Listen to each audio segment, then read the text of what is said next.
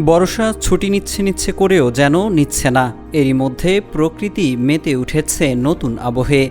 বর্ষার শেষ ধকলের মাঝেই নতুন শুভ্রতা প্রকৃতিতে, যেন রবীন্দ্রনাথ ঠাকুরের কাব্যের মতো করেই নীল আকাশ সেজেছে। বিশ্বকবির কবিতার ভাষায় আজ ধানের ক্ষেতে রৌদ্রছায়ায় লুকোচুরির খেলা, নীল আকাশে কে ভাসালে সাদা মেঘের বেলা।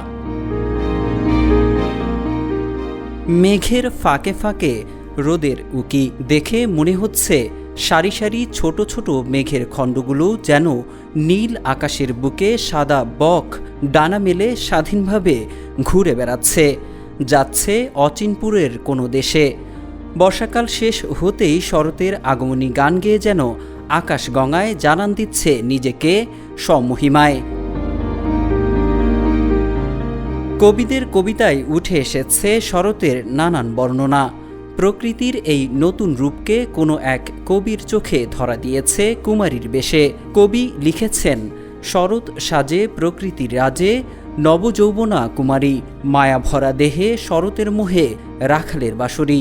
যেন প্রাণবন্ত রূপের প্রকাশ করছে শরৎ ঋতু, যার আবেশে মোহগ্রস্ত হয়ে বাঁশি বাজায় রাখাল। ওদের স্বপ্ন পূরণে পাশে থাকতে পেরে আমরা গর্বিত।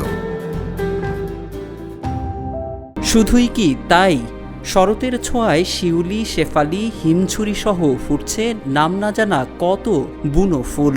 নদীর জলের সঙ্গে মিতালি করছে ক্ষণজন্মা লাল রঙন।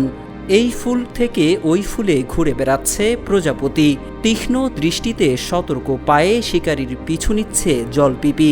6 ঋতুর দেশ বাংলাদেশের এমন রূপ বদলানো মন কাড়ে সবার।